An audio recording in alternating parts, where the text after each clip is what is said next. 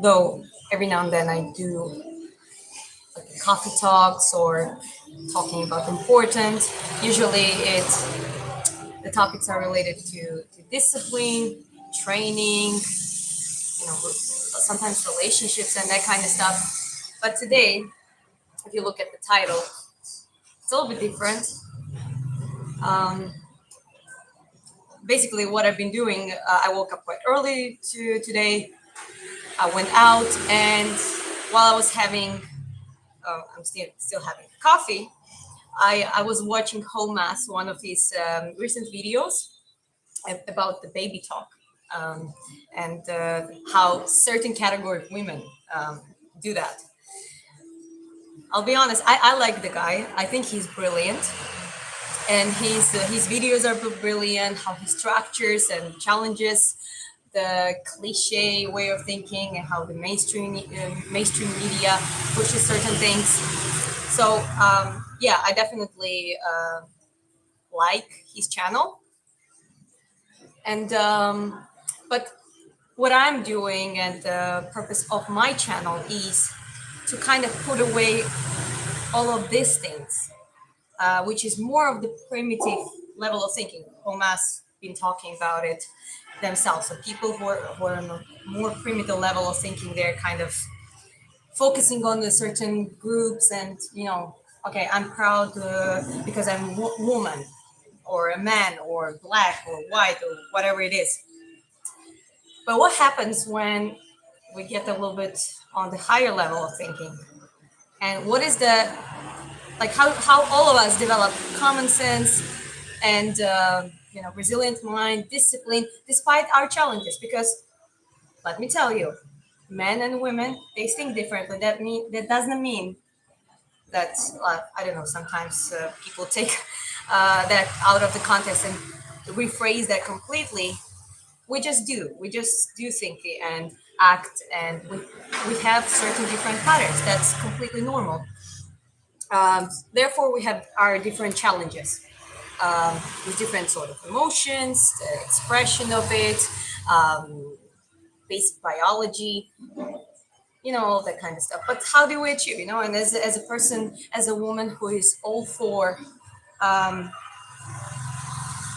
having it all in the terms of embracing my femininity, but also doing boxing and, being able to step into the warrior and fighter state, but also keep creating art and, well, just basically live it on my terms, right? Having a successful relationship and absolutely harmonious relationship with a very masculine and a man who is a leader. So yeah, just as, because I got inspired by his video, I just decided to bring it up. Good to see you. Hi. I'm gonna obviously keep looking through the chat. Look gorgeous. Thank you. Appreciate it. Piotr Jan training, doing well. Today I was 3 days. I was completely sore because of quite a good intensive boxing training. Tomorrow is a sparring day, so I'm going to broadcast it, of course. So I went for a massage therapy and just had the good massage in the morning. Now I'm having my coffee, and tomorrow wait for the training live stream again. It was my first. Now that she's gone, it hurts so much. I'm gone, I think. I don't know what you're talking about exactly, but just the context you're giving me. You broke up with your girlfriend or boyfriend. Vita. In Russian, Vita is actually a female, so you gotta clarify if you're a girl or boy. Let me tell you, it's not the end of the world. Yes, there are people that become precious. There is a difference when you're 40 years married together, and you break up or lose your spouse. That is way more hurtful and harder to overcome, whether than you're just a young person, you have things ahead of you, and you rather put your focus on certain other things as well.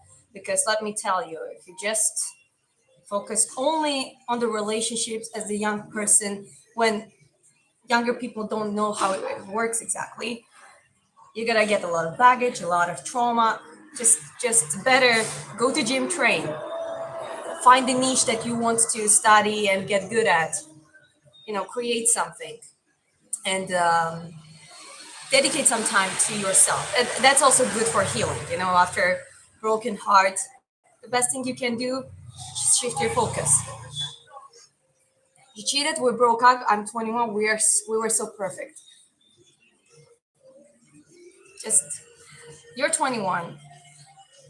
Men kind of enter their prime, maybe past 30.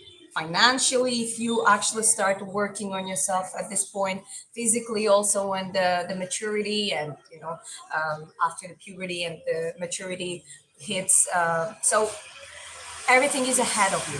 It hurts now, but it's not going to be like this forever. However, you need to change your approach, like crying about the girl who someone treated you poorly.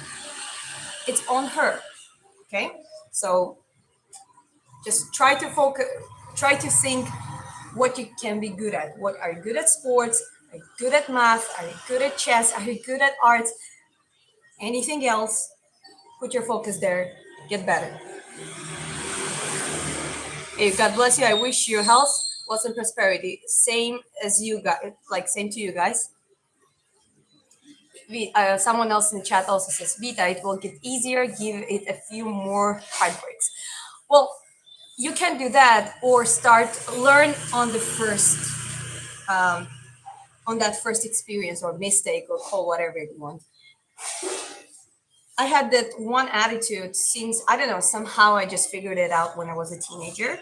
And as much as it didn't work always, it helped me to minimize my repetitive mistakes, meaning repeating the same mistake over and over again. So you can hope that it's going to be different next time and do exactly the same thing over and over again until you really, really get disappointed in women and people, or you start changing certain things. Okay, one of the things I brought up, that this live stream is inspired by HoeMath channel, because that's the video I've been watching before going live. Well, I suggest you to check it out. He talks, and he's not talking into like aggressive red pill, like that radical side. He doesn't do that. He's very nuanced, and he really unfolds things that the way it is. That's my opinion. So you can check it out, and maybe as a young guy, as a young man, you learn a lot from there. Thank you so much. You listen, you'll be fine. We've all been through that one way or another. When I remember when I was 20, well, it wasn't that long ago, but it was before I met my husband. And at 21, I wasn't, what helped me to be not to be a mess, like a very, very bad, was my interests. I would still do art. I would focus on training. I would, those activities that is tied to your personality are important. Okay, so, but I was comparing to now. I was a mess when I was 21, and there were some heartbreaks, and that's universal experience for people. You know what I mean? So you'll be better, but you gotta start making some changes. It's a HoeMath. Okay, name is a little bit. It's a little bit interesting name. However, it's a very smart channel. I'm watching it myself. I like what the guy's talking about. He's talking a lot about relationships, men acting certain way, women acting certain way in the modern, more of the Western area. However, he also has a very good videos about generally high levels of thinking, and I think he's quite a smart guy with a very good structure, which he gives you an information in a very structured way that your brain absorbs it quite easily. I agree. Dedicate time to yourself and be okay with being by yourself. Then you will be ready to have a relationship when you are not dependent on one. Beth, reason, that's a very good advice. Thank you. I'm going to read out some of the good points in the chat. Well, I'm married, guys, so I'm not going on dates. Yeah, someone already said that I'm locked down, already has a man. Yes. What language are you speaking? Well, right now it's English. What do you do with the feeling? What if she was the one meant for me? Forget about that. There's no such a thing as meant for. You can only think and start believing in that someone is meant for after years. And when like when you have a person where you really grow in a relationship with, and you know that you're not gonna break up. There is no what ifs. And it might be, it's very skeptical opinion. Like a lot of people take it skeptically in the modern times because relationships are not as strong as it used to be before. The social structure is not strong. However, if you have someone, and usually it takes years, okay, but it also takes the attitude. You see their attitude here, we're not breaking up. Usually men are actually like that. There are a lot of men, there are a lot of men who does opposite. But there are a lot of guys, and there's some women too who are like, no, I don't want to waste time and see, oh, what if there is better. Or for women, go for on too much of the hypergamy. And for men, sometimes men do that too. They're like, she's kind of, but she's good to me, but I deserve better. So that thinking of, if that is gone, and it's not about that, it's about, okay, I choose you, you choose me, and we keep getting better together. We're gonna build something amazing together. And you create your little world. This is when you can think about that that person is special because you went through certain experiences together, and it was proved. um, you went through tests, and you were challenged at times, and it was strong enough to survive. Other than that, nothing special. Nothing special. People that sort of compatibility. Yes, there are some people who are more compatible to you, and there are some people who are less compatible. But please forget about that uh, romantic nonsense when it's first glance. That those are just hormones, and those are just chemical reactions called resulting into certain emotions. Some people are gonna make us feel that way. Like emotions are not rational, so that's why as much you need to let yourself feel, you need to be very cautious of how you are acting and when you're acting on your feelings. That would be my advice here. I switched doing high neuro 5 minute rounds when I train on heavy backs. It's great workout for stamina. Good training for heart rate too. But definitely not very rich. For Vietnam, we're doing okay, and we have a good place to keep building certain things. You're young, you will look back when you're older and will feel nothing. Yes, that's true. A lot of things that happen when we're younger, they just don't feel.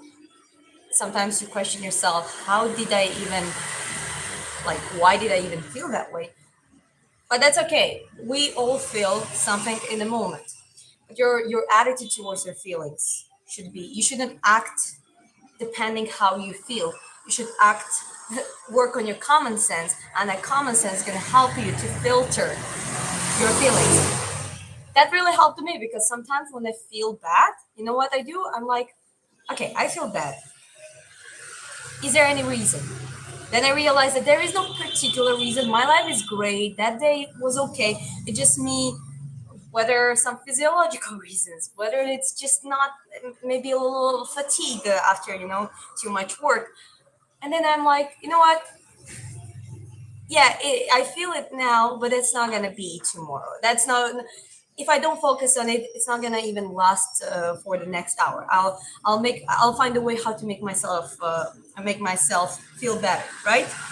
This is where you need to use your common sense and basically filter your feelings and how you react to it.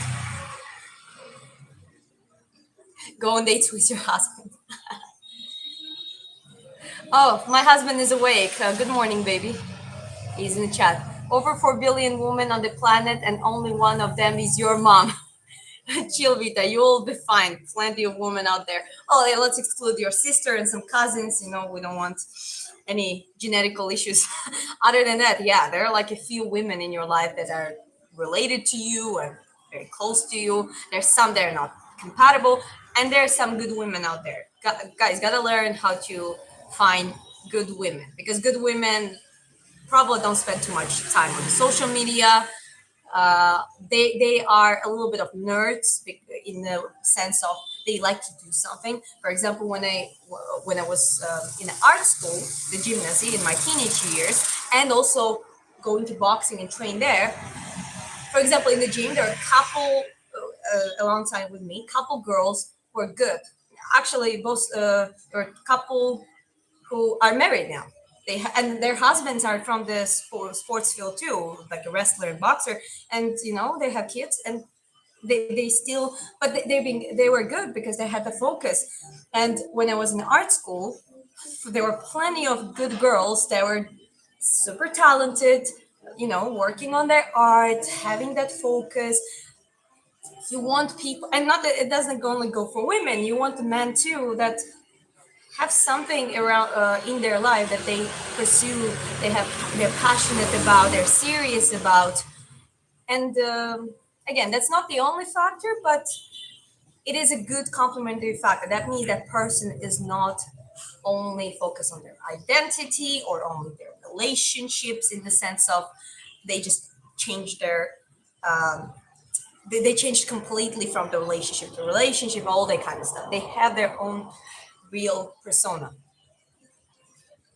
North Korea. I don't think it's real, but if yes, that's cool. I'm smiling quite a lot. Okay, Chris says, stack cash, get the feed, build yourself up as a man in your 20s, and you will be coasting in your 30s and 40s. Yeah, that's like a basic explanation. Just do this, do that, do that. Is it the answer for everything? Not exactly, but is it the one of the best foundations for especially guys? Yes. However, is it girls? Is it good foundation for you too? Yes, it is. Most of the women, they don't really train like with good resistance training, and the ones you see, girls, if you're training, the ones who watching me, and you're like thinking, oh, well, you're a minority, because if you take statistics, women don't pursue heavier or more challenging physical activities that much. They don't develop skills like learn how to punch. There are a lot of things to it. And women in general are more passive. Well, I encourage you for the discipline and self-growth, and even for your mind to work clearly, and even to a certain extent influencing your ability to have a common sense. It same goes for women, but for men it's like essential, right? I mentioned before that we are different, right? Therefore we have different challenges on our way to grow up as an individual, right? And then as an individual being able to create relationships and unity, and not being just an outcast, but really be able to engage with the society, right? But the end goal is learn how to take over a little bit of your emotions, and not be as reactive. Do men and women process emotions differently usually? Yes. However, end goal is the same. Try to be aware of yourself and have the control and be able to manipulate your emotions. Then common sense, base your opinions on fact, and try to not on your feelings. Don't chase the information or the contents that makes you reactive, but try to base your opinions on facts. Is it goes both for men and women as an end goal? Yes, it does. So, and discipline, right? Developing discipline, the habit building. Is it an end goal for both men and women to grow as for the personal growth? Yes, it is, right? So that's kind of the topic of the live stream. I see that's very helpful, given I have no experience of being heartbroken. Thank you so much. Well, I'm glad you're pumped here in the live stream, and I wish you all the best. You'll be fine. And start looking for the right material for yourself, the right psychology, the right channels, the right content. I mean, it's hard to cut yourself out from the internet, right? But even if you are engaging in social media and platforms like YouTube, etc., then at least choose, like, delete everything that is a noise and distraction and the rage baiting. Try to choose as much of the content that is actually gives the something valid to you. Okay, hair looking good, thanks. Okay, so someone asks, if I go on the treadmill for 1 hour a day at 5.2 kilometers speed, would that help lasting 5 rounds or 25 minutes for sparring? This is, I mean, do you mean walking, running? In any ways, it's more of the pacing, cardio. It's not bad, but the best cardio training, the cardiovascular training for combat sports is explosion pace. Explosion pace. For that, you need to create intervals, or at least you don't have to do it very often. You can do it just a couple times per week, and everything else can be more a lower impact cardio or pacing cardio. However, you need to, you can't rely only on that type of cardio. Your endurance has to be not only cardiovascular but muscular as well. You know, when you throw the volume of the punches, your muscles supposed to not get tired very soon, right? So shorter and longer intervals are great. Shorter, like a burnouts on the back, for example, 20 seconds, 20 seconds, easy. Then again, 20 seconds harder or faster, and you just go on like that. Longer intervals are good as well, like a 1 minute, 2 minute at a time, or even three, four. That's all can be done on a heavy bag, because that also, that literally works on your muscular endurance, and develops your ability to create the value with the punches and maintain it throughout the entire 12 rounds, potentially. However, you can use the bike, the in the CrossFit world, which is the air bike. You can use the rowing machine. You can use treadmill and do like your running. And in that case, I would suggest, try a little bit longer intervals, like, you know, go 100, like 85, 95% out of your max, and then you pace it down and go like very slow, so you recover equal amount of time. So there are different ways, but one thing I would recommend is definitely try intervals, both longer and shorter ones. But some people build walls or have triggers due to build the experience, so they carry it with them. Oh, that's true. That's very true. Very valid point, Deuces. Um, well, that is another thing. Is that your responsibility, your baggage, your traumas? Yes. Do all of us have that? Yes. Right. So, but has someone else deal with it directly and save us? No, it's not their responsibility. So even in that context, you know your weakest points, right? You know some things you get triggered by. You know that first you need to identify that, right? Then you also need to learn about your nature, whether man or woman. Learn and accept your nature. Your nature doesn't define you on the higher levels of thinking, but it defines you on the basic, primitive, like foundation, right? How you deal with it and how you find the ways how to, for example, if you're a woman and you're like panicking and you have anxiety, which is kind of natural. You would have anxiety to protect your child, and be worried that, if you are out, like left without the tribe, you're gonna die, like that. Multitasking and anxiety is kind of natural for women. However, is there ways to practice around and develop the pattern where you don't panic anymore, that you actually can stand strong in the harder situations? Yes, it's possible, right? Again, for women, it's slightly different ways around it. For men, it's maybe more natural state, but even there, it still takes the work. And when it's a personal baggage coming from the childhood and parental influence, and here, like different types of environments generally, well, gotta identify it and start gradually, step by step, dealing with it, because you're the only person who's responsible for that. Okay. Yeah. The weight says, Vita, upgrade yourself and make her regret everything. Work on yourself and well, use it as the short-term motivation, but long-term you will realize that that's not the most important thing. That all of that journey you went through is the most rewarding for yourself, right? But for the short term, I don't mind. I think it's not bad thing to use a little bit of revenge, but not into like you need to apply it in the right context as well. But when you have certain emotion, anger or jealousy, well, use it in the right context. Use it as your power fuel, at least temporarily.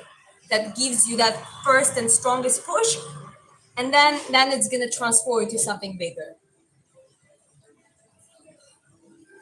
Then I'm trying to make friends in dojo, but the girls there don't like me, and I say I'm not a good fighter and don't belong there. Well, maybe you try to. I don't know where you're from, which city it is, what cultural, but that doesn't look as a good environment.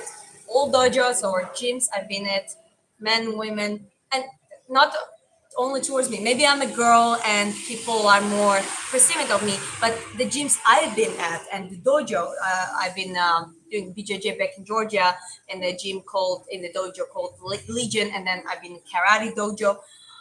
You would have some not the best looking people, someone who is like overweight, and they were treated equally to others. That is the main factor. Not all gyms are good. Not all communities are necessarily good. And if you identify that it's they treat you because you don't look as good as someone else, and they just treat you less of a human, then it's a wrong place to be. Just try to look for some other places and just try all of them until you find, okay, that place is actually, it feels like family, it feels accepting, and there in that place I can grow. Okay, I brought it to someone how does it. If you really want to learn about this stuff, and read the Rational Male by Rollo Tomasi, and to a lesser extent the Unplugged Alpha by Rich Cooper. Yeah, those are quite of yeah, those are the books that Chris read at some point, and um, I haven't read them, but whatever he told me, maybe it was a little bit on like exactly what you as mentioned do, and more apologetically, but good, because sometimes you need to approach it with you need to become unapologetic to everyone else. Oh, but always remember, don't let anything to make you to make to make you rot inside. You know what I mean? Starting hating the groups of people in that sense is not going to be good for you in the first place. But there's nothing wrong when you level up. You're gonna like people who are smart and who are patient and who have control over their emotions and are more intelligent, more than people who are stupid and who are just staying on those lower levels of the consciousness, right? That's completely normal. Passionate about drinking beer.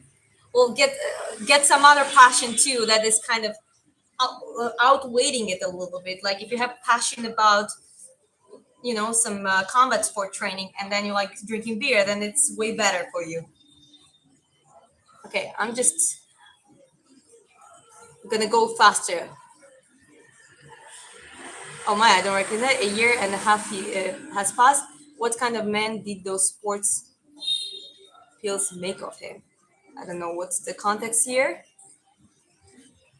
Okay, you have to know that there's got to be a balance between everything. You can't just have one-sided. That's a good point. At the end of the day, everything is balanced. If you start leaning in one direction, like generally, you're gonna end up into that box. You're gonna end up in that box. You're gonna be tend to not being able to to have a conversation with others. You're gonna end up into a bubble, and that's not good for for common sense, for uh, resilience, for open mindedness um, in the sense of higher thinking and nuanced thinking. And yeah, I completely agree with that.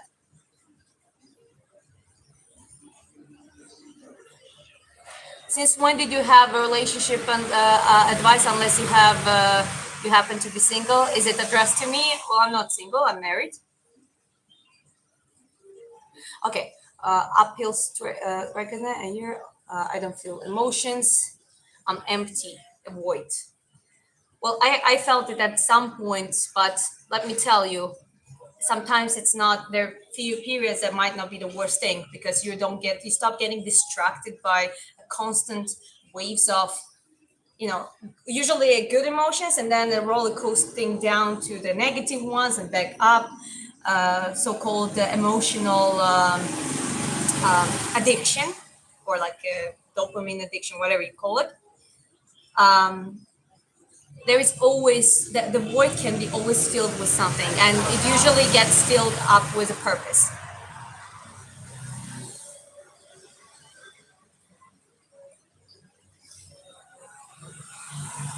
Okay, is she talking about punching things again?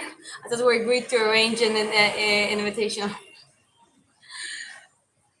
Always punching things. I'm Georgian. Can we? Okay, can you do some shadow boxing? We'll do tomorrow. Tomorrow is the boxing day. Bring the past to present equals no future. Learn to put the past behind you, and the whole, if you bring all the baggage with you, the results are almost always more pain. That's correct. However, learning from the past is the best thing you can do with your past. Boxing, painting, singing, and now relationship advice. Yes. Well, I watched a HoeMath video, and I just got inspired, and I know that a lot of my audience, every now and then they had that question. They would ask me that in some other random live stream. So I decided, okay, why not? Let's just do a talking, relation. It's not even that much of the relationship live stream. It's more about, uh, that common thing that can unite us at a certain level. If people go through the hard path and they grow and they learn to deal with their emotions, with their trauma, and they get stronger, more resilient. That that's the essentially back. It ends up in the community you want to be in, or you want to deal with people like that. Nice to see you again.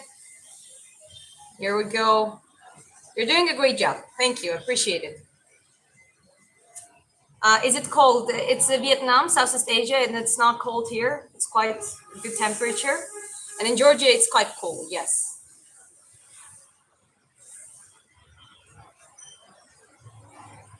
My ex-girl turned out to be a I'm so sorry for that. Don't worry. Be happy. That's good advice. Where the hell have you been hiding? I don't know. You gotta ask about the YouTube algorithm. Why girls ghost men? Can you say something? I can say, okay, let me tell you. There are different situations. I ghosted people only in the case when I told them that I'm in a relationship, I'm married. Because people message me for some advice, and I usually respond in the beginning politely and keep it professional. But when there were a couple of cases then where like they would not get it, and that's a little bit interesting that those guys thought that if they were persistent and pushing and kind of like diminishing my husband and saying things and keep pushing on the maybe on going on date or keep talk. When I was explaining, okay, I don't want to be rude, do usually a couple times I repeat same thing, but then when they don't stop, I just stop responding. So if that ever happened to you and you were like, well, there is a reason why a woman responds, that she has a reason, she gives it to you directly. However, if you're talking and she likes you and you're supposed to go on a date and all that kind of stuff, and all of a sudden right before, or even you are already on the date and you're waiting for her, and from that point she starts just not responding to you, well, unfortunately, you were just an option for her. She was not. She kind of at some point wanted to see you, but then maybe some ick showed up, or maybe she didn't feel good, or she is a mess. And again, back to emotions, a complete irrationality. So mostly when women ghost you, that woman is not like for no reason. After showing a lot of affection, that woman is not rational. She's not having a good control of her emotions. She's not having a good communication skills with, you know what, I think I changed my mind because, like, whatever reason, I appreciate you, but I'm gonna let you know that I don't want to meet you anymore. Rather than doing that, it's just easier for them to go because they feel that way. And they think they don't owe you anything. They don't owe, because who are you? They don't even like you that much. Speaking of that, back in Georgia, actually, a lot of guys do that too. I'm still from a little bit different culture. The biology background is same, but the determines certain things. So a lot of guys do that too. But I think generally people who ghost you are like that. That's how they feel towards you. You're like kind of not as good. You're just an option. But now I changed my mind for whatever goddamn reason, and I'm not even gonna communicate to you because you're not even worth it. Well, guys, just forget about it. Don't even overthink about it. When you're dealing with someone who treats relationships and communication that way, that's most likely not the person you want to commit long term with, because you're gonna live into that roller coaster of identifying how they feel today and how they feel gonna feel tomorrow. And when they don't know exactly, because they don't have that common sense filter that, okay, I'm on my period and that's why I'm a little bit bitchy. Should I just tell my husband that, darling, I'm just a little bit on the edge now. I'm just letting you know that, so I don't want to have conflict. Or they're just gonna be, I'm hungry. I want this. Oh, you smell that. Oh, leave me alone. Unfortunately, there's even trend about that. Like people just, you see a lot of comedy around that. Women just acting like the way they want, and no one knows what they want, including them. But that's not how it. That's like such a primitive level of thinking. Now think about it. Where did you learn to paint or draw like that? I always had the tendency to art, so I was very quickly picking up just by my, even before learning proportion and the academical knowledge to really enhance my skill. Like I think I have a couple of paints. One was Ozzy Osbourne. I took it and I copied it with a pencil, literally, without knowing any proportion. So I guess I had that talent and vision from the beginning. Then in art school, of course, like learning proportion, learning how to create the perspective, reflection, colors, paint, oil paints, and pencils and charcoal, using all those materials. Obviously, that's where I landed properly. And then I had doing it on and off. But in my case, painting and drawing is one thing that even if I don't do it for a year and I come back to it, somehow it gets better. I don't know what happens, but I think I become more observing and more detail oriented just by growing up and, my frontal lobe developing somehow. And so, but when it comes to a person, if you want to learn how to do it, the best thing is try to draw, like copy and draw and paint things that you just do, choose references, go with the nature, learn how to copy paste it. Not exactly always put your touch in it, but that really develops your skill of actually being able to, like, look at something and put that on the canvas. Okay, I'm keep scrolling up. Appreciate you guys. How can you ask a person why their skin is pale? Calm down.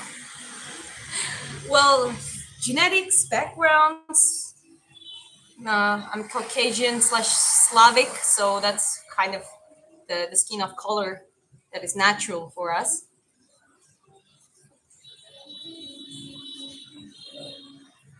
Okay.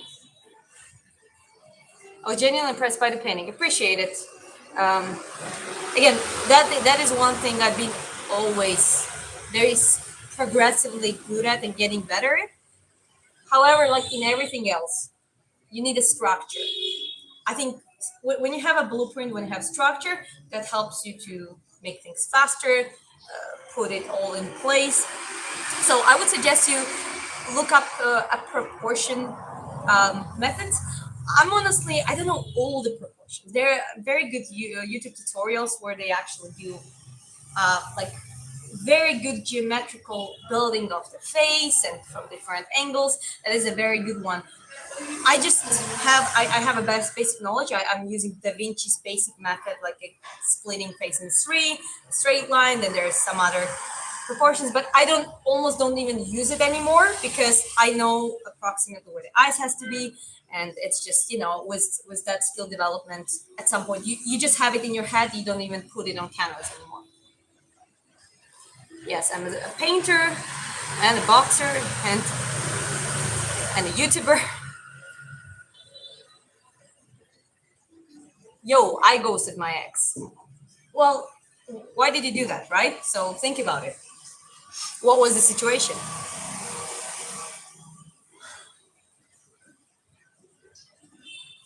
See, she's intentional, interested in my life, and ghosted me. I'm also not that interested. That means that doesn't bother you, right? So it's not a problem. Subscribe. Thank you. Appreciate it, guys.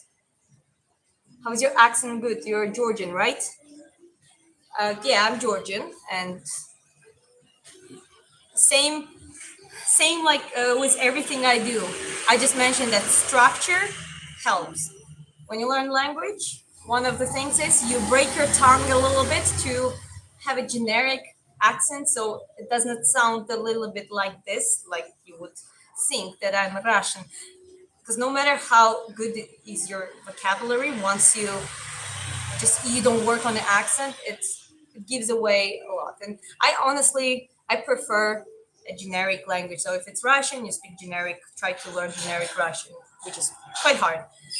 Same with Georgian and English. I mean, English is one of the easiest languages when it comes to copying that tone, in my opinion. I guess that depends where you're from. However, it's possible. It's not the hardest language to mimic. Have you ever had a fight?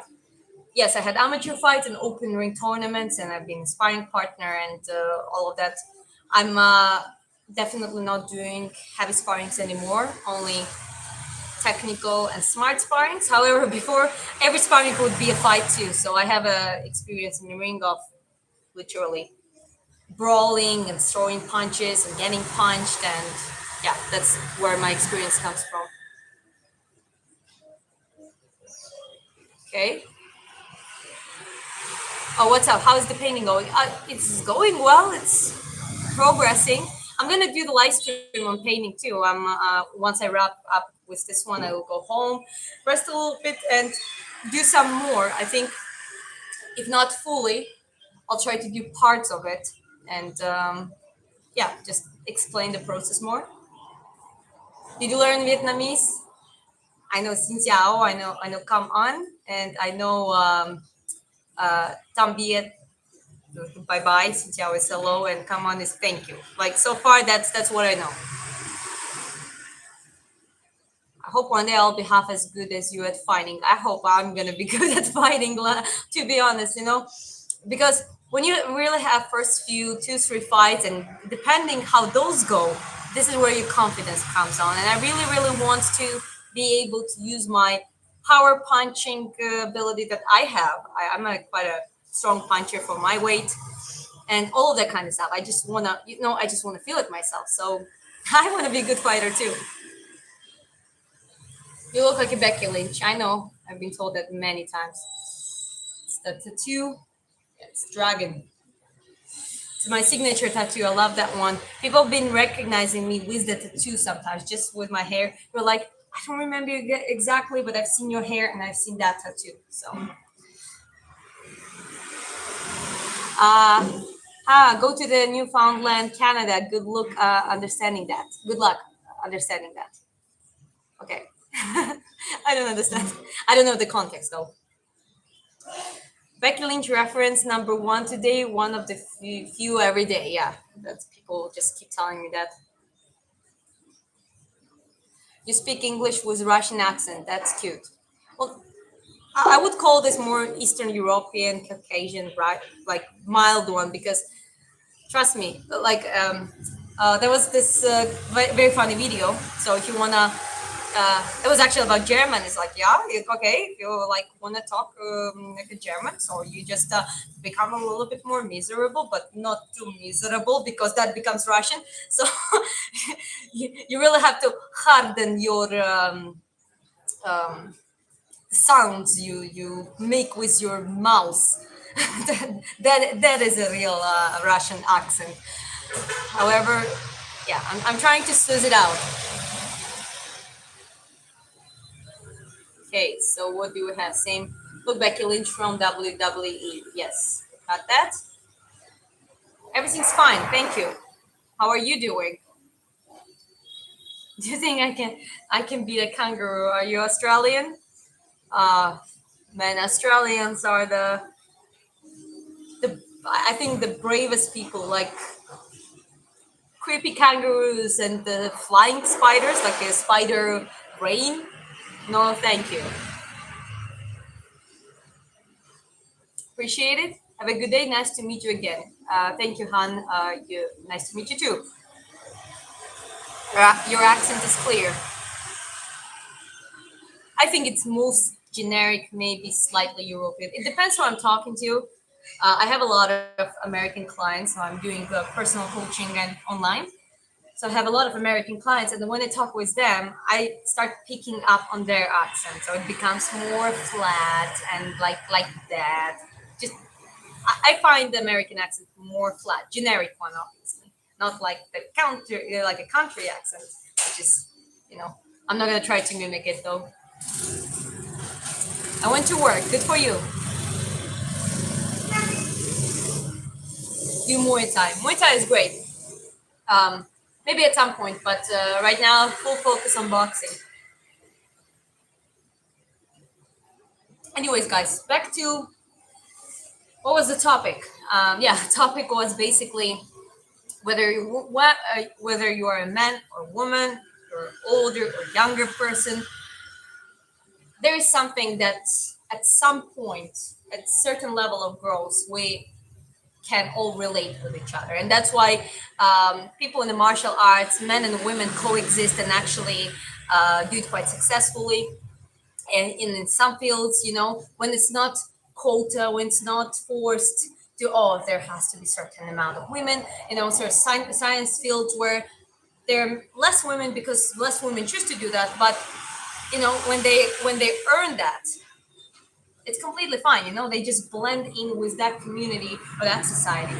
So, and we need to bring that back too, because it seems like, unfortunately, like that fact is completely natural thing is neglected more. And again, I'm not a Westerner in that sense. I'm from Georgia, so Georgia is right in the middle. If you look at the map, it's right in the middle. It's bordering with Russia, Turkey.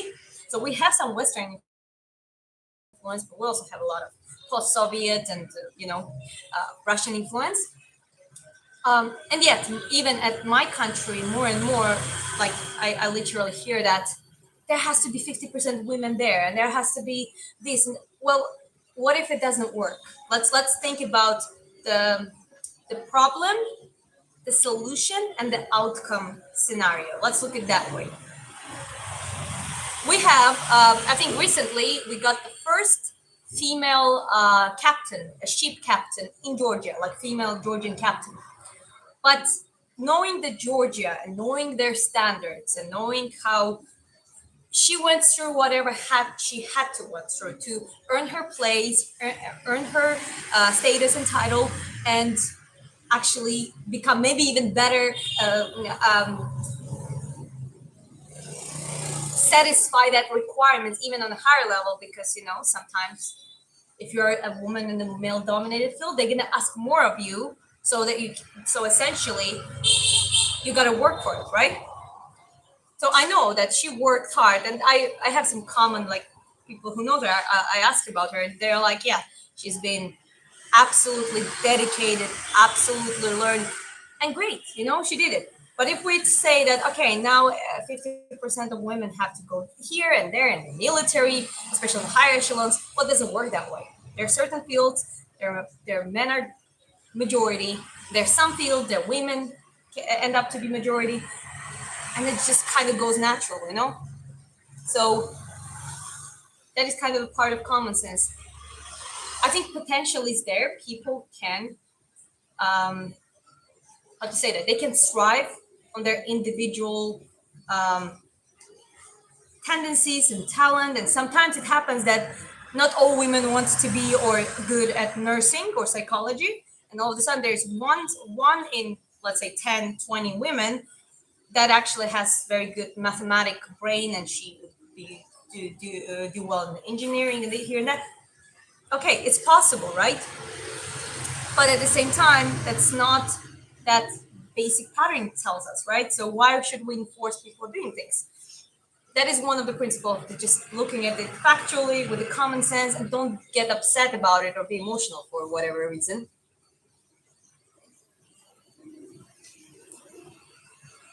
uh, okay, women can defeat men in kicking. Women are more flexible. Women are more flexible, and they're even in gymnastics. There are certain elements that men don't really, unless they really train hard, not hard, but they dedicate. They natural are not as good. There are certain elements in gymnastics, both in art gymnastics and sport gymnastics, in women that are different. So is in the men. It's there's some more upper body dominated, um, like a what is called in the gymnastics, like a cross. It's an upper body dominating discipline that is just, I think it's only in men's gymnastics. When it comes to the kicking, yes, women can kick hard if they learn technique and stuff. However, if you put might that be enough to self-defend herself in this some dangerous situation, and flee the situation and survive? Yes, potentially yes, because that's one of the reasons you train martial arts is just enhance your chances of being more confident, control the situation, have environmental awareness, be able to kick and punch and flee when it's needed. But if you put man against woman in a real fight, even if it's the same weight, mostly like 99%, I don't know even whether it's 1%, but it's almost impossible. It's almost never into a woman's favor, and that's okay. That's why we have a sports and we have men and women categories. We're in a Trang, Vietnam. Men can't spar girls. Well, when it comes to sparring is not fighting, unless you make it right. So I actually encourage men versus women sparrings, but the technical ones, it's in the favor of women usually. It's maybe for men it's not exactly the work they want, but sometimes when you do rotational sparrings, it's some round you put you end up with someone who they work with you because of their size, experience, weight class. Sometimes it's woman versus man, and man works with a woman because she's never going to get as much pressure, even him doing 50%, like 30%, or even have that reach, if it's a bigger guy, comparing to someone who would she really fight competitively, right? So it's a good training for a woman. uh, well, there are even cases, I mean, it was in my case at least, when it comes to boxing at least, we were doing rotational sparrings, and well, the guy said that I'm very, very fast. So he didn't expect me to be that fast. Well, that's good because for him, if I'm faster than him and he feels that speed, that's good for him because now he needs to train at choosing timing to, to catch me on some point, right? So when it comes to the sparrings and actual sparrings, not the fights and not the brawling, there is nothing wrong with that, I think. A white woman can defeat an Indian man in box. That might be real legit. Nature created everyone with particular pros and cons. Absolutely. And so the first step is to accept it and learn how to identify your nature, your pros and cons, and learn how to work around it. Let's say most of women have, most of women cannot do even a single pull-up because their upper body strength is not as good as their lower body strength potentially, but also weight distribution is different. So usually women have upper body lack of upper body strength, right? But is it trainable? Yes, it is. I can perform multiple pull-ups, strict ones, and I had to learn it. I had to train specific way. I had to choose a specific program that, well, my husband taught me basically. So we had to apply it and work around for me. Well, did it result into that I learned how to do pull-ups? Yes. That means it is possible. Are most of women gonna do that and follow my example, even if I tell everyone to do this and like explain to them? No, most of women still not gonna do it, and that's how it is. It's completely fine. But there's gonna be some young girls who are like, okay, I want to have a better relative strength. I want to do that pull up. I'm gonna listen to Diana and do the same steps, and I'm gonna perform my first pull up.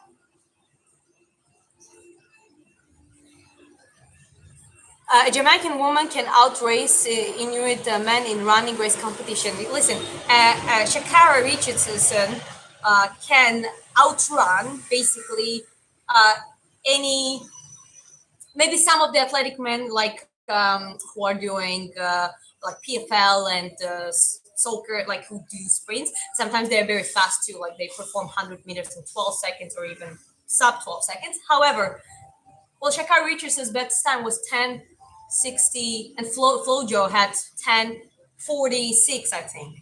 Well, it's actually not very far from Usain's. I mean, obviously, it's seconds and milliseconds matter in sprinting, but if you just take that time, she's one of the best. And there are a lot of men sprinters even that are, let's say, on the scale, they're like on 50 and 100 number, that are not as fast as her, right? That means she might outrun most of the people in the world. So that is also another thing, right? And it's very interesting when it comes to explosivity and sprinting. I think sprinting has the smallest gap between men and women. It still matters. It still doesn't mean that top, like Shakira Richardson, not going to be outrun Usain Bolt. He's not going to be able to do that without some advantage given. However, very interesting thing is when they do mixed runs, like a team runs, one female, one male, one female, one male, and they can put it the way they want, and there are also smarter ways how to do it. It's ideal to, I don't know exactly how it's ideal, but there is a structure matters too. However, they do those competitions, and it's like a team against team, and it's very interesting to see because you don't have very big difference. At least when you look at it, it doesn't catch unless men and women at the top level run together and can see that he passes her 2-3 meters ahead or even more. Other than that, it's, I think that's one of the closest sports where of men, males and females capable. And it's interesting because it's good for all of us. Explosive strength, speed, something, and explosive momentum is something that we can work on, develop, and it's going to be very good for us long term. The temperature is like 25, 30 degrees here in Vietnam. You're Russian like Habib. No, I'm Georgian like Merab and Tapuria brothers, and well, there are others too. So I'm Georgian, but close enough. We're neighbors with Dagestan. Guns, guns are equalizer, of course. Actually, I think the top five or maybe top 10 at least. Again, very interesting statistics. Most of women wouldn't go to war as a soldier. However, like sniper statistics, I think number five was Ludmila Pavlichenko. She was a Soviet in World War II, a Soviet sniper. She has like 300 something heads on her gun. She, like, Nazis were having a big um, prize on her head. Like she was professional or her stuff. And you're right. Weaponry is definitely a big equalizer. And there is even opinion that, like, snipe, because women breathe differently for them, at least from the laying position, it's even more rather they are more accurate. We're not talking, there are not as many women still as men, but yeah, I've heard some military friend of mine be saying that. I don't know how it's exactly true or not, but yeah, the guns are, and weapons, fire weapons are equalizer, no doubt. You do have fast hands. Thank you. And that's another thing. I've been working on it. It's like the combination of creating that momentum, but also relax at the same time. So I might not have as fast hands as Ryan Garcia, but I might have faster hands than a lot of others. Average men cannot do a single pull-up either. People are weak in the general these days. That is good point. But still, if you look statistics, okay, in women it's I think sub 1%, and in the men it's sub 10-15%. It's again, it's still not majority of men can do pull-ups. Interestingly, however, 10-15% versus that 1%, obviously you can see the difference between the amount. Well, fun fact. When Chris taught me how to do pull-ups, we did that specific Risty Group program. It's created by Pavel Tatsulin, one of the best and my favorite strengths training and strengths pattern developing programs. So within a month, I could do one pull-up, and then within 3-4 months, I had a military test back in Georgia. So I was in a volunteering organization. We would do some military training. It was very interesting, sometimes even with the Georgian military. And we had like that test, like army tests, like the regular army would pass. The only difference they did, I think, for women, they did just one pull-up as the threshold because knowing that most of women, even the ones who are quite tough, they cannot do it. So I remember at that point, and I even have a video. I have a short video. I was heavier. I was around 60 kgs at that point. But yeah, I remember. So we did running, sit-ups, push-ups. All of that was done, and last was the pull-ups. So I hang up with a straight grip, and I did a little bit of keeping just because I wanted to enhance the mount, but it was not like jerking or anything like that. Well, I did like a 9-10, arguably. It's like couldn't. In that, it was hard to reach in. And honestly, I forgot to that I could switch the handle because after that, I hanged and I did 4 more just for myself. And they were like, you could do more. Well, that's the interesting thing. I outperformed. How many percentage-wise? I outperformed 50% of the guys that passed. There were some guys who there was one guy who did like a 30 muscle ups. Like he did muscle ups. That was insane. But that same guy came to me and shook my hand after I did those 10, and he was genuinely impressed. And that was it was amazing. Person who performed the best was very impressed with me, and I was very impressed with him, obviously. The men's, I passed the men's normative. It was like 6 repetition. A lot of guys, there's some guys who failed. The ones who passed, a lot of them did like a 7-8, hardly. And I did like 10-9, and with the reverse grip extra, I could do more. So that was an interesting experience. Was I the best out of the best? No, I wasn't. But was I quite better than a lot? Yes, I was.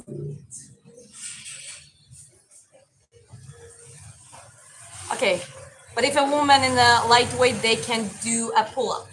The weight factor, of course, plays a role. Guys, I have a friend who is the mountain climber, and she's very skinny. She's also very, she has muscle definition. Well, when I taught her that method of Bristol group, she actually did it within the week because she already had some strength. She just didn't know exactly how to learn to do pull up, and then she even went to the muscle up because she's so skinny. Her lower body, her hips are not that wide, or she doesn't have too much weight on her legs, and that was an easier factor for her, of course. Girls don't need muscle; they are very good in the mind game. Everyone needs muscle for the health, though. Technique, basic physique, but if both sides have experience of fighting, is different issue. Yes, all of timing, IQ, that let's put that in the technique. I agree, but the power is a little bit when people say one is over another, it's kind of entangled. Yeah, you have boxers that are not powerful at all, but they would super. But at the end of the day, a lot of them have the they some of the losses with the knockout because you need to, if you have that good power, you might not be the most power puncher, but you lay that jab, you lay that right hook, and a person feels it. They become more hesitant. So it is a big part of the game too. Yeah, said how weak the average man is that he cannot even pull his own weight. Yeah, that's very interesting as well. We were watching this video. it was like a normative training. I think it was 50s. And it was just UFC, sorry, not UFC, United States high school training. Those guys like looked like military, like they looked like they were a gymnast or military, and it was like a basic training in a high school. I think the US is still one of the biggest on the college sports and high school sports. However, before it was a standard for even the ones who were not really playing or doing like a higher level of sports. It was just a standard for, if you're lower than that, there's something wrong with you, right? So we kind of need to bring that back. Which topic are you chatting about? Just joined. Today, I just talk about women or men. Yet, what is something? How do we get to that like common level of growth where yeah we are we all are different men and women, we have different backgrounds, different struggles and challenges, ways around, but how do we get to that common goal, that common sense, fact oriented thinking, discipline, how do we develop discipline? And because it's possible, you have a living examples, both men and women in their field, proportionally maybe men more than women, or at least in some fields, right? I'm not talking about that. I'm talking about if it's possible, if there is a proven examples, that means it is possible potentially for everyone.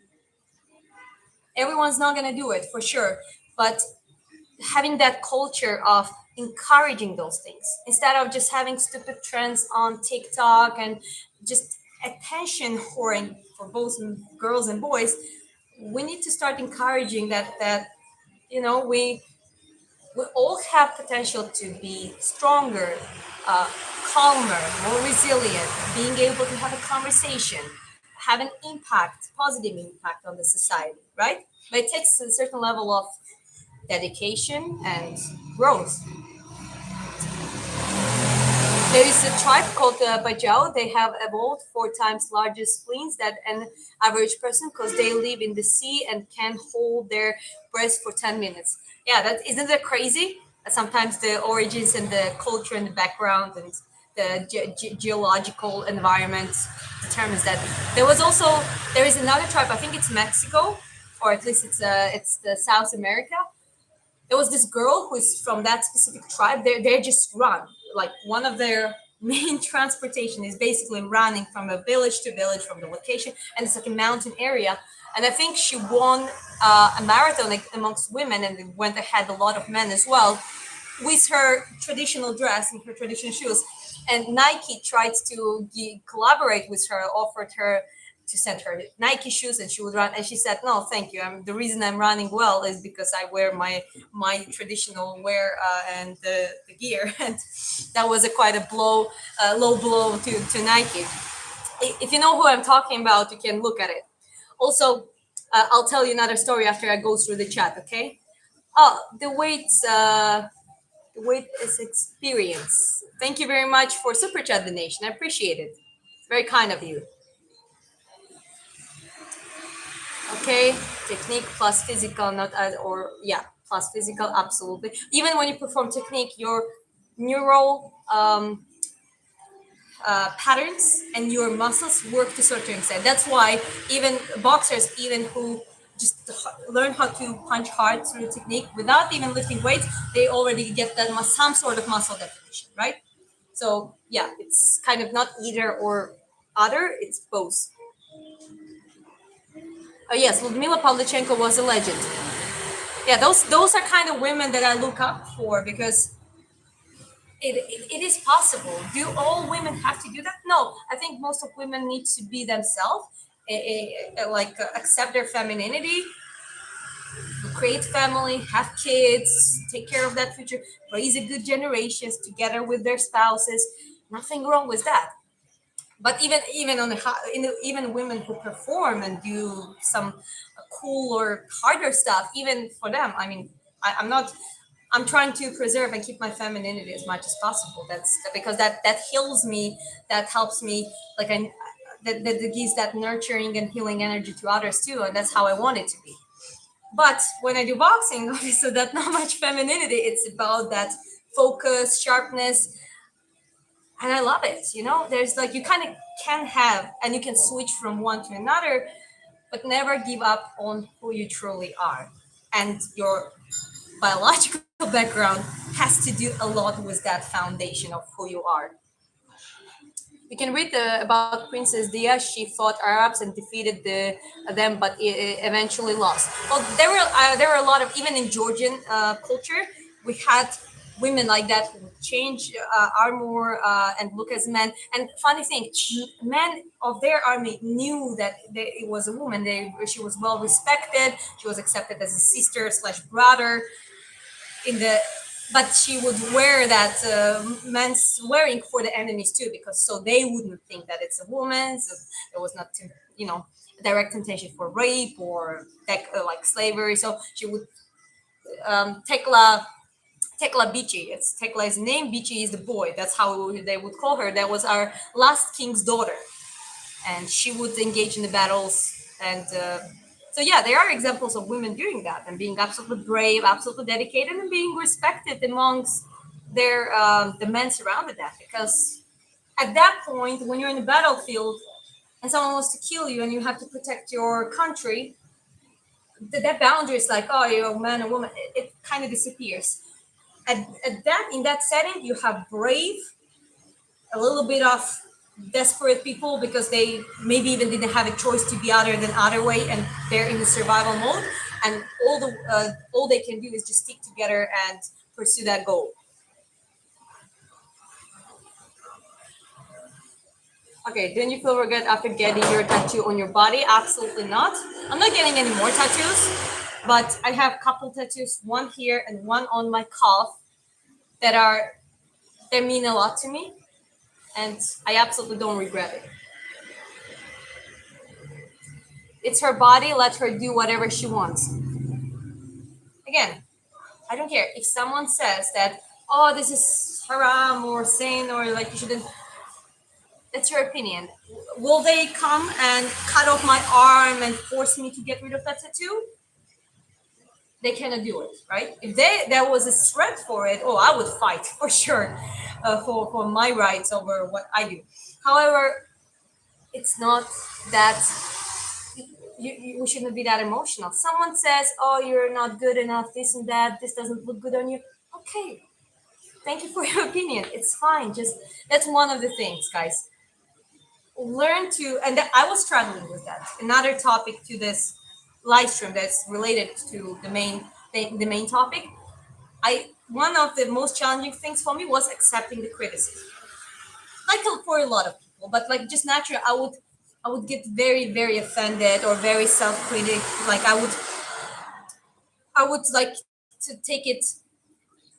I would get offended. I wouldn't express it necessarily, but I would just sit for hours and think what's wrong with me, that kind of stuff. But then I really took it differently. I started thinking, okay, that is my weakness. I don't like it. I don't like to react that way. What do I do for it? Then I started focusing on learn in the first place how to accept any sort of criticism. Just accept. Just okay. Yeah, whatever. Thank you for your criticism. Then second thing was differentiate the criticism that a person actually tries to tell you that they have enough experience, they actually have a good positive background for it, and then actually try to teach you something valuable. And between people who don't believe on it, they just talk about something, even with the good intention, they just don't really do it valid. So try to differ those two, because you already can take that as criticism, but the first one you actually can take a notes from. The other one you just ignore it as a noise. But you can be like, there are many times I've been nice to people. It's like, yeah, okay, thank you. But in reality, I don't take their advice on relationships, for example, because they have fucked up relationships. So I'm not going to take a relationship advice from someone who don't manage their own relationships. And then it just became more and more like I tried to practice. In the beginning it would be I get emotional, but then I would breathe. I would remind myself, okay, Diana, there's nothing wrong with that. Someone told you something. Try to take something out of it, if there is anything. Well, at this point, after all the practice, and I'm talking about of years of practice, I don't really get offended. So when people tell me, oh, maybe you would look better with that, Well, that's okay. That's your opinion. I might agree or disagree, but you're entitled to express your opinion, right? That's the freedom of speech. And at the same time, when someone gives me a valid advice, I really learned how to take those notes.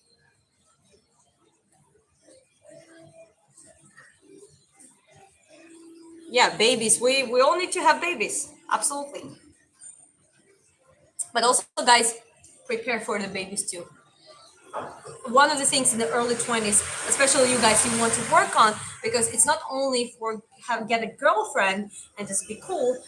It's actually being able to not only support your wife. Your wife might also work and you kind of do it together, but be able to support your children, to be able to and have a say on children. I completely despise when women have take full control, try to separate their children from their fathers for no reason, for no actual reason, and you know cheating and whatever happened between you, that's not a reason for a kid to be separated from the father. The only reason is if that father is a danger to a mother and to a child.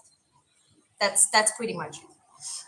Other than that, it has to be managed. And I mean, I'm not for separation, but even if you separate it, people need to understand, okay, it didn't work between you two, but if you have that child together, you are a family. You are a family, and you need to act like a family even if you're not romantically involved anymore. That's the truth, right? And yeah, I think we need to get back that idea. Babies are bad and is a burden. We need to get rid of that mentality because we're creating big time social demographic issues long term now. We already created it. But we, both men and women, one of the things that we need to push more on social media and tell people that as an adult and grown adult, and creating that right unity, healthy relationship, harmony and peace, complementary relationship together, then having kids and completely be oriented. Whatever you do, once you have kids, you have to dedicate your life to them. It doesn't mean you have to give up on your life. It's very simple. Your example is that dedication. The way you live, the way you manage to build yourself up, that relationship between you two and the dynamic that kids gonna see, that is that dedication that you give them, right? When people try to, when parents smoke 2 packs of cigarette and they tell kids you must not smoke, it doesn't work that way. So setting that example and always prioritize their kids in whatever they do. For example, I do boxing now and I want to do some fights and I create art. When I have kids, I'll keep doing all of those things, but they're gonna be with me, with us. Me and my husband are gonna train them and just playfully. They're gonna be around us when we train. They're gonna participate in our training. I'll stop my set to go and train my kid a little bit because they want to. They watch me. They want to mimic it. Same with the art. I'll make another canvas for them, another canvas or something, or give them their own material. They're gonna paint together with me. I'll keep creating my art, but they also gonna do that. They do the same, and that's like we need to put kids as the future generation, the younger generation is the most important thing. Again, that's my opinion. Both men and women has a masculine and feminine part. Best relationship builds when men showcase his feminine part while loving a woman, and woman showcase her masculine part while carrying her man. Um, I think caring. It works differently for everyone. A little bit. There's some slight differences, which is completely fine. I think that yes, we both have masculine and feminine, and actually that makes you more as a complete person. However, there are environments where masculine approach is necessary, and there are environments where feminine and more nurturing approach is more valid. And I still believe that you can have, and you not can, you need to have some required positive both masculine and feminine traits, but you need to also accept your natural, what you are were born with. That's gonna make you stronger, more powerful, with more energy, healthier. It's gonna keep you better. When they try to feminize men, that like there's nothing wrong. A man needs to be kind to his children and to his wife. 100%, of course. However, emasculating him and making him nice, that's not the way. That man still has to be a leader, still has to be able to say no when it's needed. In some situations, take complete lead, train, be able to do hard job, and and because this is how men strive. That's how they do. And for women, I might have my moments when I want, like boxing is one of the best example. There is not much femininity of me when I do boxing. It's full focus, the punches. I'm not just throwing like I want to be as hard and as damaging and as like destructive as possible. This is like where I put all of my let my masculine, like acquired masculine traits and that energy to shine. But then I step of it, and I'm gonna go do my art. I'm gonna be peaceful and chill and meditating. And when even other people around me are, like angry and they need comfort, I'm gonna provide that comfort because this is how I strive as a woman. And that is my healthy. I never been as healthy as I'm now. Trust me, I know how it feels. I've been in the very surviving mode. I had to become tough in earlier periods of my life. But there was something missing. Something was wrong with me. I felt that something is not right. When I learned that, and I've learned it through our relationship, I started delving into my femininity, my nurturing. Even if I teach men, some of the guys, and I had the situation, I would teach boxing a drug addict in the center. And you know what? They completely followed me. Why? Because I wasn't trying to be a tough, bossy guy. I was nurturing them. However, I would switch and show them a real skill, and they were like babies. They were like, I want to learn it, and because men strive it, they want to be powerful. They want to learn how to punch correctly. They were excited about it. But they were very perceiving of me because I was gentle, and I was giving more of the gentle energy that they needed. However, obviously, no disrespect, because if that would be, there's some people when they misinterpret this, you kind of need to show them, no, you're not doing this. I'm here to help you, right? But it's very interesting dynamics when we learn how to manage and switch from one to another, even blend in sometimes. Beauty and strengths. Thank you. That's the good one. Keep up the good work. Thank you. I color Hazel. Piotr Jan slapping fund. Let's open it. Kayla Harrison is another one. She can beat men as well as the wrestling is. Well, she's quite a big woman, and yeah, I bet she can. She can do that to some men. Yeah, she can. Yeah, so slapping Peter Yan sometimes requires funding. Yeah, let's fund that one. I like your personality and love your image. Thank you, appreciate it. I mean, my eyes are hazel, but yeah, now they're brown.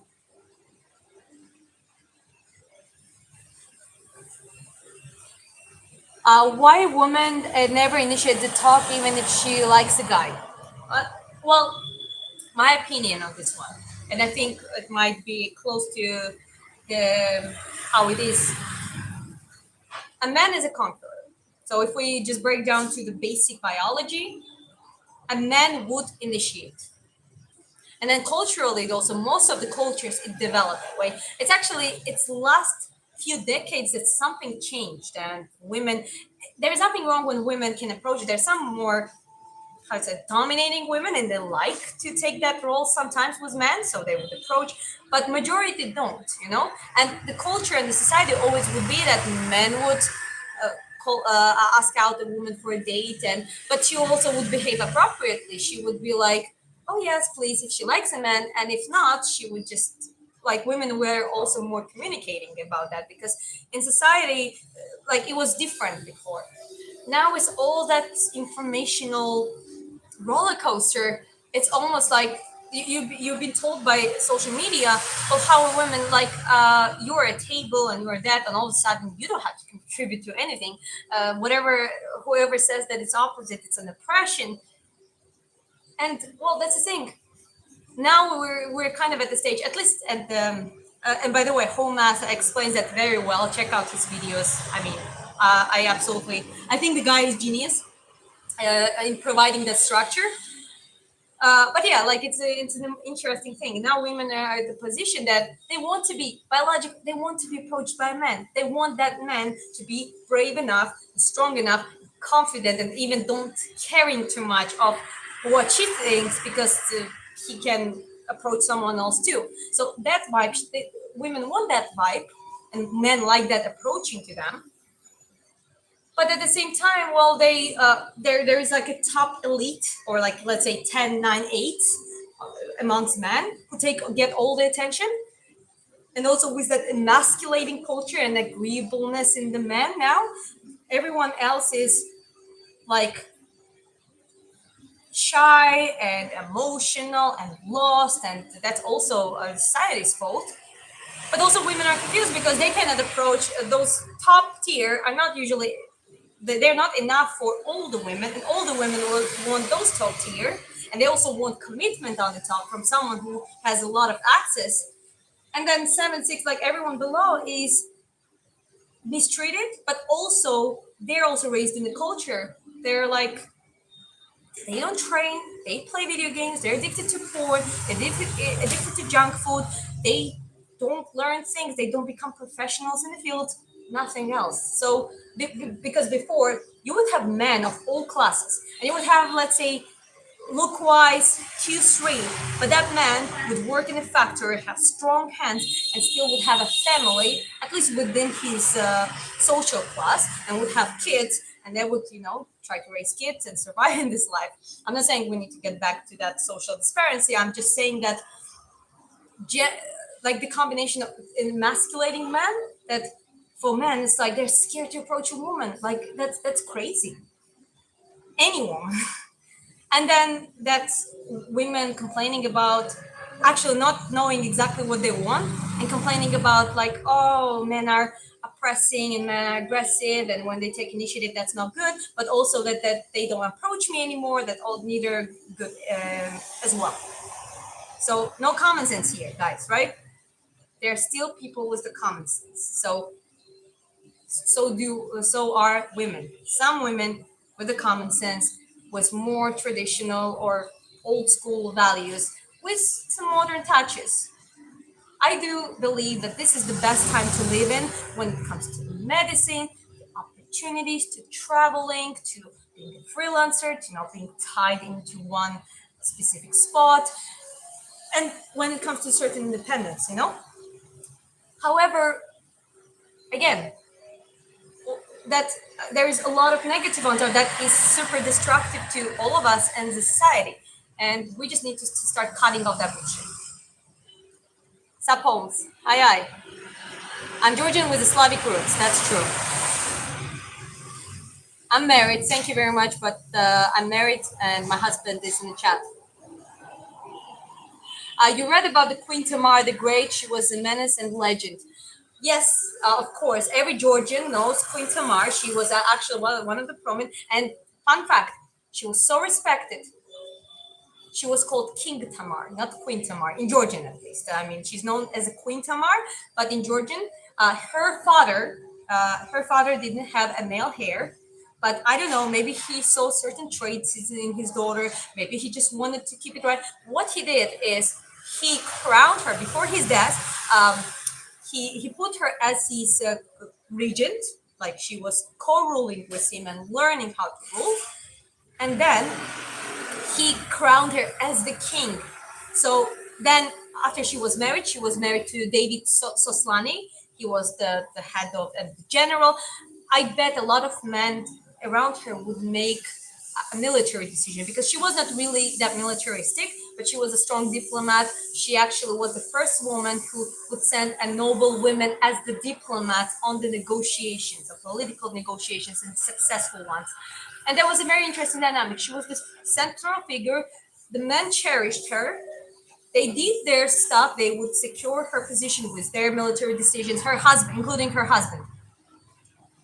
But then when there was the attempt from the Shah, he sent her a letter of marrying her despite her being husband, and basically disrespecting her. And one of her soldiers stood up and like almost like was ready to kill the delivery person, and she stopped them because that's a delivery person. She was known for being very calm, uh, people's favorite, and she would go barefoot, walk together with the army, with the candle, praying for them, and they could feel that their queen slash king Tamara. So they accepted her as the king, despite that being completely out of that was once and only in her history. And after her great grandfather, who actually started the process, he was also a big reformator. Like her age is officially golden age of Georgia. That's the period where what her great father's legacy, the King David the Builder's legacy, was completely secured. There was some expansion. There was absolutely thriving in education and all of the stuff. So interesting, right? She was well respected. She was acknowledged as the king by a man around her, but she seemed to be very, very stoic, very calm, very feminine figure as well. She was like a mother of Georgia at that point. So it's quite interesting. Yes. I saw your channel. Well, thank you. I'm glad that YouTube pushes it to new people. Okay, I'm scrolling up. Okay, I don't want to be too behind on the chat, so I'm gonna go faster. I'm Georgian. Okay, I'm in Vietnam, Nha Trang.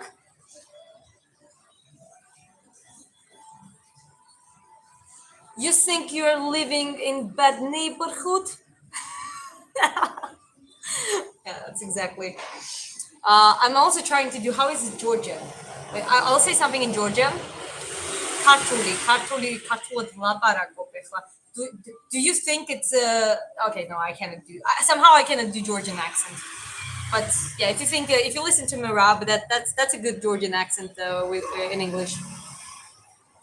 Like Widow, been told that. Yes, guys, she has a point. I can tell she does seem to have a balance. I can see it. Stoic. Okay, you seem to be a follower of the Stoic mentality, Stoic philosophy. So that's great. Yes, it's always a journey. Does she even read the YouTube comments? Yeah, reading one. Yours now. I am married, and my husband is in the chat. My biggest supporter, my manager, my bodyguard, my best friend, and my partner in everything. Probably most men, they cannot all fight. Well, there is a good saying. Women's biggest delusion is that they look like 10, and men's biggest delusion is that they think that they know how to fight. Do you agree with that take?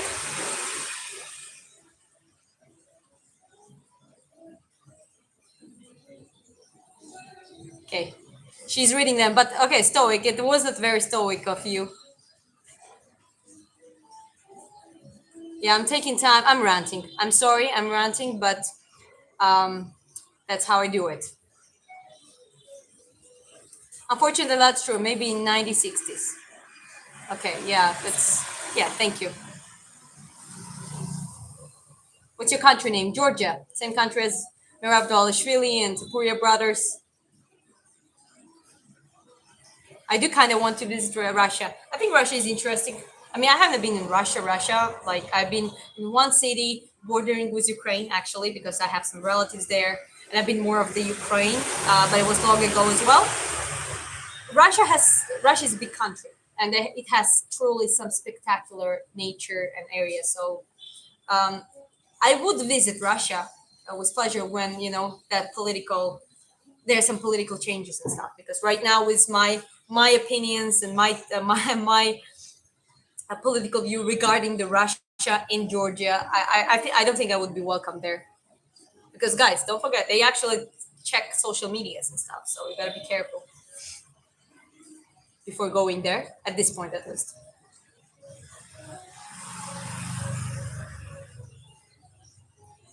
Tough to be a young man in 2026. All the lines are blurred and no clear route to success if there used to be. My advice number one is get fit, build some muscles, and discipline and purpose. Find a purpose. All of that is part of the purpose, but have like a generic purpose of as a man, you strive when you go out, you conquer, you learn things, building things, engineering, fighting, teaching others too. They're like men who are very good teachers, but not like school teachers necessarily. I think women are very good at, but teaching more into as lecturers of the young adults. And there's so many fields for men to strive.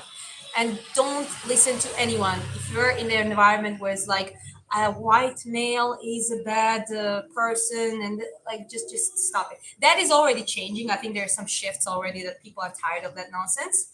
Just be strong. Build yourself strong enough to tell everyone that I don't really care what you're saying and what you say. This is how things work, and this is how I'm gonna make them work. Be unapologetic of being a true man. But with being a true man comes a great responsibility as well, right? So, and be happy. Be happy to embrace that responsibility. There is nothing better, and that both for men and women. I'm also telling that to women. There is nothing better than on your path of self growth to embrace your responsibility, become responsible for your life, for your actions, for your emotions, for your behavior, for your words, for everything that is under your control. You look like a Serbian lady. I've been told that second times today. I think I look like pretty much I could be from anywhere in the Europe. How long has your face been perfect, flawless like this? Since I cut my weight, since I got my eyebrows reshaped and took off my braces, that really helped my face to like I will find those pictures when I have chubby cheeks and like my face even looks a little bit. I mean, it looks also childish with a lot of baby fat, but I would even say a little bit deformed to a certain extent with bad diet, with lack of knowledge, with not the perfect or at least good control of emotions either. I always wanted to be strong and resilient and calm, but I truly embraced that within the last 3 years since I'm in a relationship with my husband and I have his perspective as a man, and I became way more patient, observing, and low-key strategic as well, because before I would want to I wouldn't want anyone to rule over me and have that, which is nothing wrong. When someone comes to your country and tries to take over your country, you need to protest, you need to have that urge to protest. But when you're in a relationship with people, and when you're actually dealing with someone superior, more experienced, you end up in a circle that you are not the one who takes the spotlight, but you have the material to learn. Well, according to the 48 Laws of Power, Robert Greene's book, I love that book. I love the laws. I love how there's some laws that counter each other if you go out of the balance, but all the laws out there in different situations, in different settings are legit. And my favorite law, I think it's one of the last ones, is fluidity. Fluidity. And he even mentions that it's actually a strong feminine, like alpha feminine trait, because throughout the history, men are conqueror, but they also struggle with diplomacy. There are a lot of men who would struggle with it. Some of them would acquire the trait and become create a golden age usually. And but when it comes to female, like as a woman, for example, I'm happy to have a stronger, more experienced, more knowledgeable or out in the world husband who's seen things. You have no idea where like my development came from here to here just because of my relationship. But we also grew up together as well as the people, our emotional maturity levels also grew up together. So then you feel involved that okay, it's not you only in submissive position, but it's actually complementary and you both learn from each other at some point. But again, as the woman, nothing wrong to have the spouse you can always learn and then grow together with. And when it comes to other people in a room, Like I always like to say, when you are the smartest person in the room, leave that room. I don't remember who said that exactly, but you understand the idea. And there are times I rather to pretend pretty and don't say a word because people like to talk, and men like to talk in front of women to impress her. But there are many situations where I would notice some red flags in the behavior, and I would let my husband know about that man and their certain character traits that I would see. So be strategic, and yeah, I'm just saying that there's nothing wrong with that. Absolutely. I don't understand why a lot of women are, they think that the louder you are, the angrier you are, the stronger you are. It works only if you really fight for your country or you're doing boxing in that moment exactly. Yeah, that works. Other than that, it's just, it doesn't work that way. Like life is like a game of Go or chess game, and you gotta learn how to play it. Okay, I'll keep scrolling up, guys. Chat is not too long, so it's good. North Korea. I don't know. How is it? Are you okay? Is 5'7" too short of a guy? 5'7" is 5'7", guys. I suggest you to whatever height is something that you don't control. So distance from it. Don't build your personality or insecurities or confidence around your height. Please don't do that. Okay? If you think that you are not tall enough, then go train and become bigger and become more like, that that you're strong. Maybe you're not the tallest guy, but you know that you're strong, and you know how to develop the combat sports skill, like throw some hands. That's why Chris, my husband, was saying do training. Okay, forget about height in that sense, because you cannot change your height. You can do surgery. Nothing you can do about the height at this point. So what's the point of attaching your personality, whether insecurities or confidence, to the height? I'm quite short myself. Yes, I'm a girl, and some guys think it's cute. But I'm 6'1", and funny enough, I actually been rejected because of height. Back in Georgia, at least, I've been rejected by at least few guys because, oh, you're so cute. I wish you were taller. That was the reason why they wouldn't even want to, you know, just meet. So just put away. And what? Because I changed my attitude towards height after, like, I didn't even focus on that. I was like, I'm gonna keep doing sports. I'm gonna keep doing guard. I'm gonna be cool. I'm gonna build everything around my personality. When I was a teenager, that was a motivation. Well, I appreciate it. I'm glad that I did that because unless my husband reminds me that I'm a tiny, I don't remember about my height. He's tall. He's Norwegian. He's tall, and he's a big, strong man. Yes, I like big, strong men, but I also, you know, I act on it myself.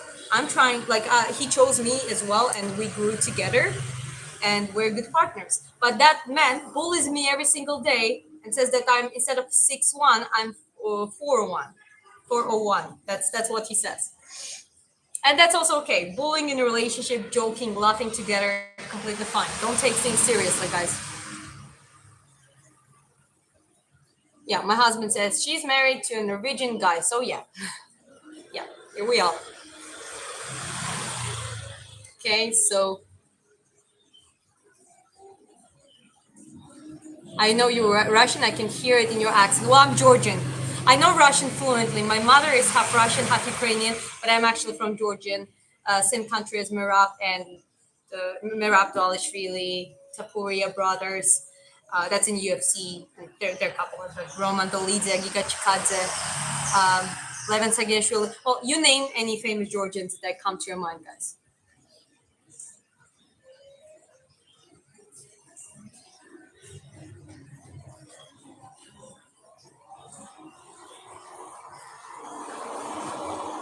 The redhead actress. I don't think I would have. I mean, I actually have a hard time remembering the lyrics. I don't know how I would do acting. 6'1", actually my height. Good for you. Good for you. And it's a very weird. And I kind of challenge women on that too. I understand that it comes from biology. The bigger is man, the better from primitive parts of our brain. That means he's better protector. He's like big. It just they're just kind of an advantage, right? But there is also levels of consciousness, right? And when you're smarter about it, you have a choice. Okay, and that's what I think it was one of the viral videos on TikTok slash YouTube. The guy would ask women, okay, a tall guy or a rich guy, and then tall ugly guy or like a shorter and handsome guy, or like tall skinny guy or like a short um, like a fit strong guy. A lot of women still went to whether it's an ugly, skinny, weak, uneducated, whatever, they went to that height. So the height was the most important things. Well, that's the wrong set of mind. That's the wrong priorities, ladies. So as much as I understand your biology, you gotta make the right decision. If there is a like 6'2" and completely useless person, and you have 5'9", 5'7", fit, okay looking, a real guy, real man, a good man, choose the second one.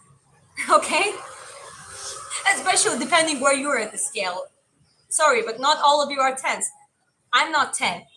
Most likely you're not 10, whether you're girl or boy, but I'm talking to girls specifically.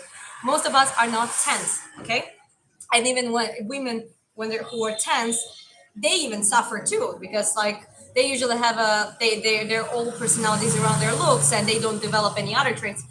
So guys, just let's chill all down and turn on and develop a little bit of common sense when we make one of the most important choices in our lives, like partner, committing our lives to someone, yeah, and to someone that commits to us back. So it's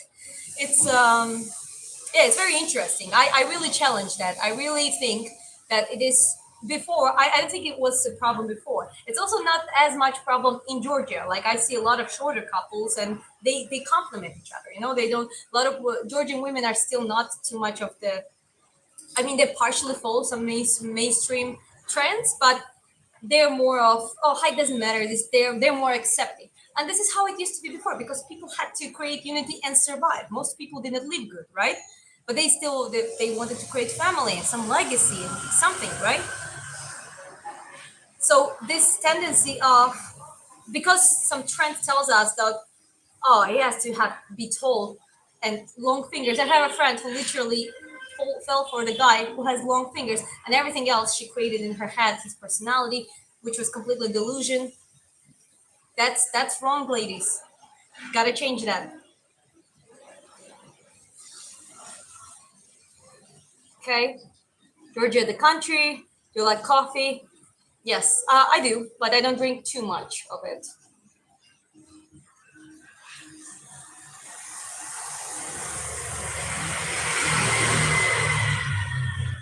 I'm half Caucasian, half Slav.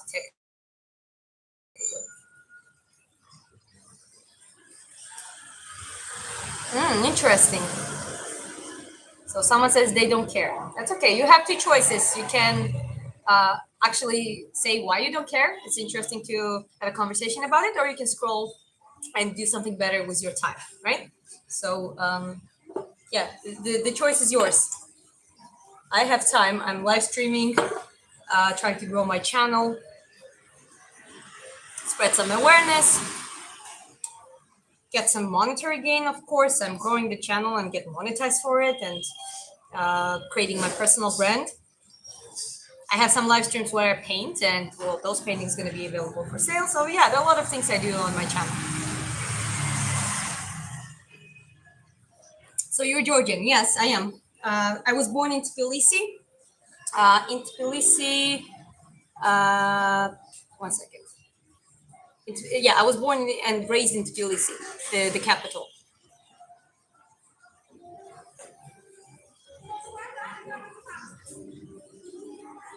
See ya then. Okay, have a good day.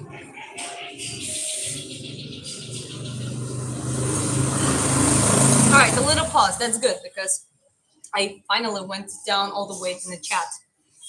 And well, I have 15 more minutes for this live stream, so I'm gonna wrap it up in the 15 minutes. Feel free to ask any questions in the meantime.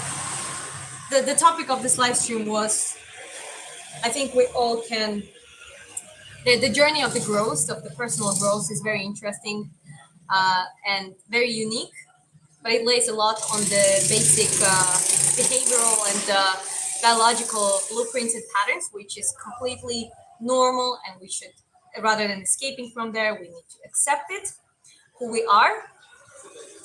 And then as a society, what is the whole reason of building the common sense and build the community based on that, right? And include people who are actually realistic, fact-based opinion, they're critical thinkers, they're not reactively emotional, all that kind of stuff, and they're basically healthy, right? What's the point of that, creating communities based on that and finding those common traits?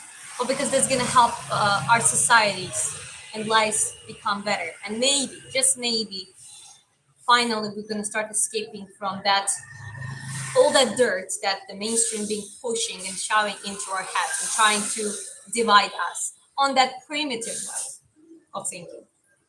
Think about it.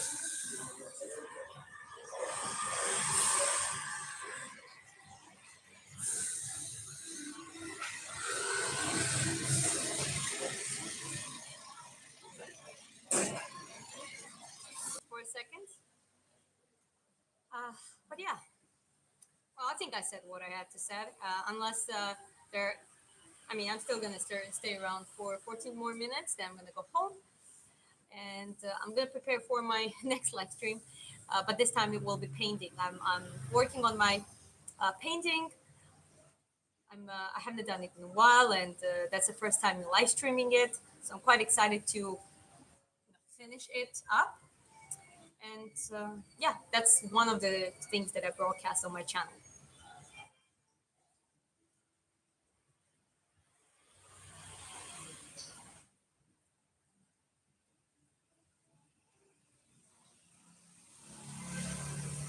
I'm gonna take this pause and just finish up my coffee.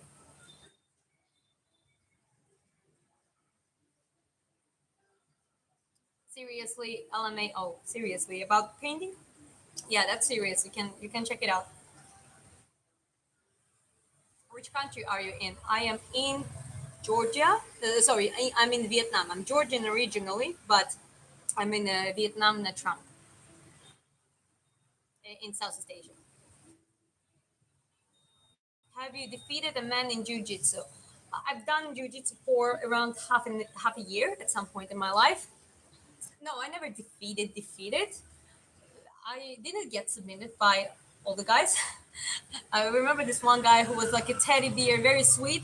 But when he started rolling, he cracked my neck literally, like took me on the rear naked choke, and like I was tapping like, and then he was like, "Oh, thank you." So it was very interesting experience in BJJ.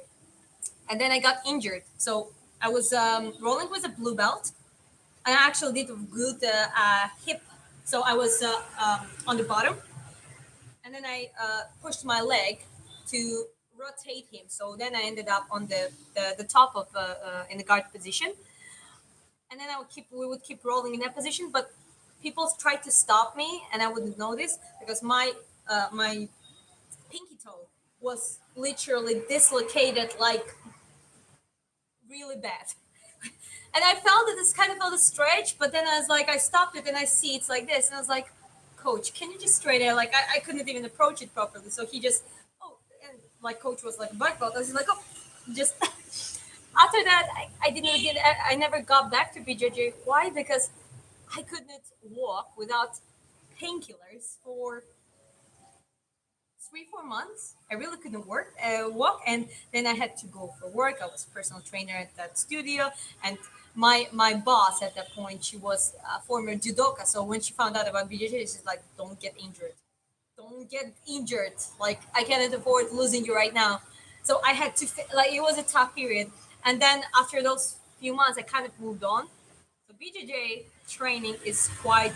I mean, if you try to do it safely, maybe it works, but one of the high injury risks between if you take compared boxing and BJJ, BJJ is definitely ahead with injuries.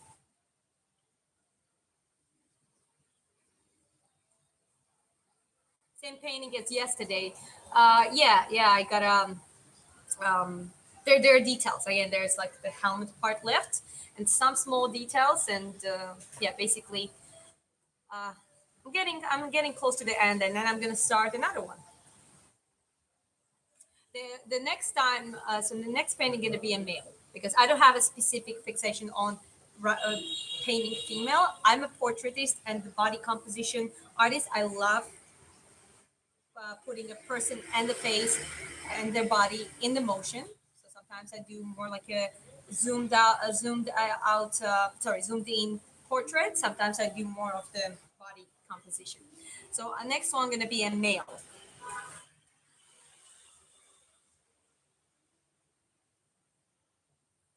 Oh, I can see the painting. You look beautiful. Thank you. I'm watching from Liverpool, United Kingdom. Hi. Oh, that's cool. Greetings from Vietnam, the trunk. By the way, did you put the yesterday's painting in auction? Not yet. It's not done yet. So I gotta finish it first. Get some high quality pictures out of it for the future prints.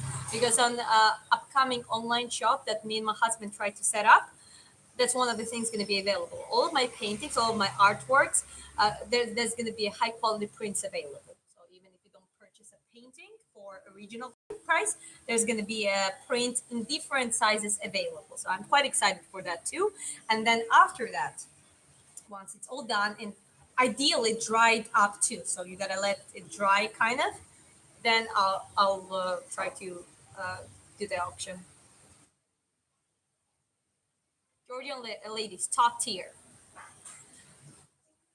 Some of us. I think they're all they're top tier ladies everywhere in the world. Same as top tier men. It's just the whole point of this live stream. You gotta work for it. You gotta put all the nonsense, generational traumas and insecurities, the triggers and reactive emotions towards some of the triggers. Put all of that aside. Work through it, and trust me, you will get recognized along the people who you might even think are superior to you, but people of that level, they acknowledge people who are on the way up. That's the beauty of that level of thinking. You want more people like that, so you're ready to help them, you're ready to acknowledge them as long as they keep growing. So guys, never give up on yourself. And when we say focus on yourself, that's very cliche, but if we put a little bit of practically philosophical meaning to it, you gotta start from yourself for everything else to work. Sorry that men hurt you. Men don't hurt women. Oh, well, that's a little bit. Yes, it wasn't intentional, and he didn't do anything. It was me rotating basically, and I dislocated it on the mat. And here is the thing. I understand. There actually been some men, especially Muslim men, when they train in the gym. And in Georgia, Georgia is not Muslim country, right? So I'm talking outside of the Muslim country. Like I we always shake hands, but he was like, "I'm sorry, I can't touch you," and I respected that, no problem. And not everyone has to, whether it's BJJ or boxing training, not everyone has to train with me. Fine, you don't want to train with me because I'm a woman and your religion or culture doesn't allow you. That's fine. But usually in that in the modern gyms now, it's that kind of becomes on the backline, especially when you're competitive. You want to prepare competitively, other guys help you, and a lot of them actually look at you as the sister. I understand that men, women, there is always potentially some attraction. If you would be the last people in the world and the apocalypse would unite you, you would probably have babies. Yes, that's how biology works. But again, on higher level of consciousness, this is how it works. You have a lot of those people, both men and women, have their spouses, and usually they also train and they participate in the training, whether BJJ, martial arts, boxing, and they are present there too. And everything else is everyone respects each other. Everyone respects each other's boundaries. They know where the boundaries kind of end and the others begin. And other than that, there is the intention is to help each other grow in those kind of communities. That's why one of my favorite communities are martial art communities, boxing, whatever, whichever one, because that environment is very common. However, not all gyms are like that. Obviously, if you see there's some toxicity going on, change the environment.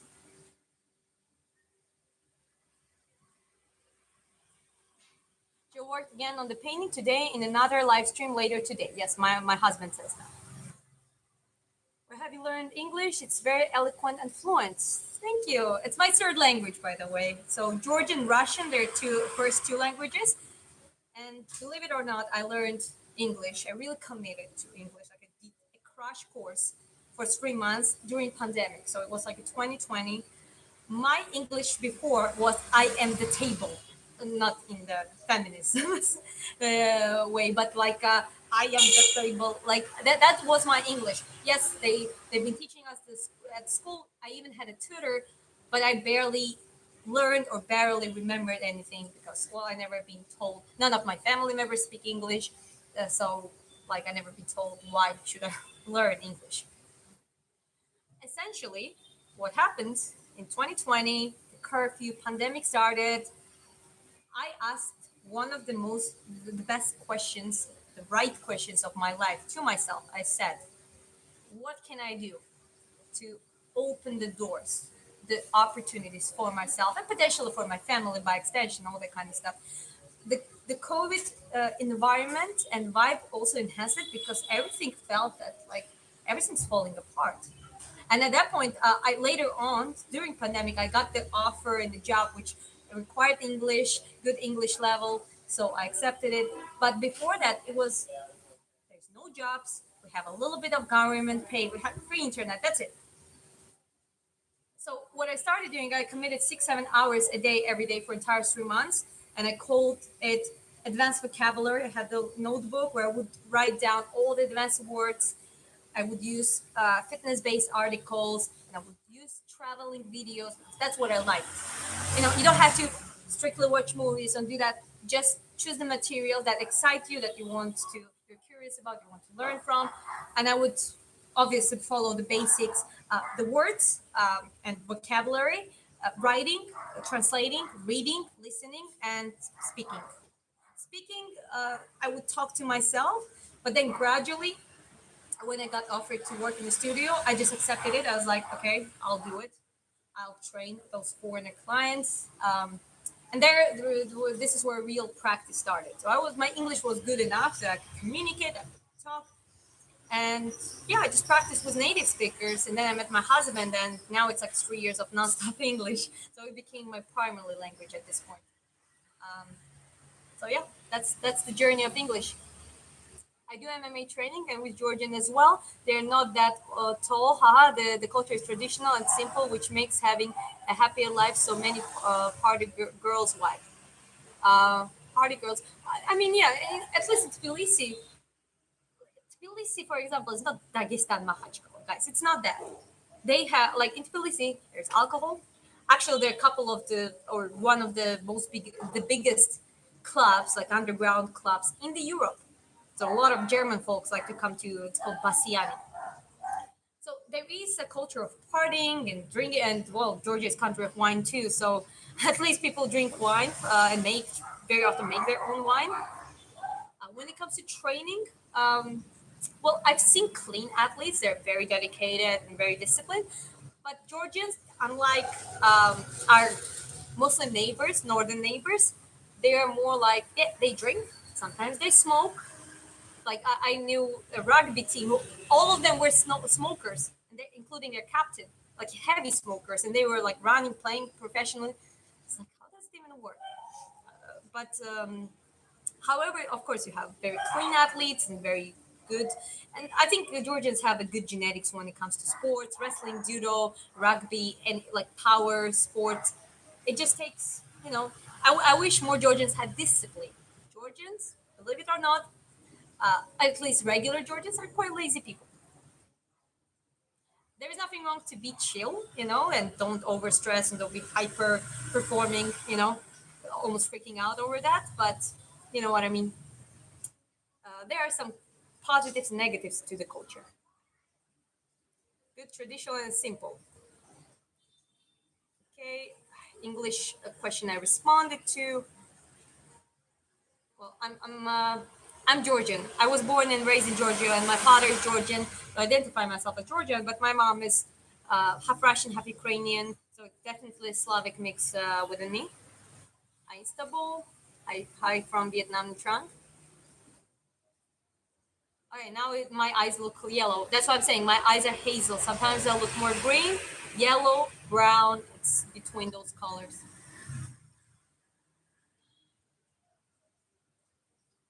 You're from USA. No, Georgia, the country. This for real people. Let's go. Men have common sense. Just listen to us. Well, I do believe that men have a common sense, but not all of men. That's that's why encouraging everyone. I definitely listen to my husband though because he's very logical. He's very solution oriented. He's sometimes very unapologetic. Like a good coach. Like I would complain that I'm just tired. And he's like, well, is it gonna help the outcome? It's like and I'm like no.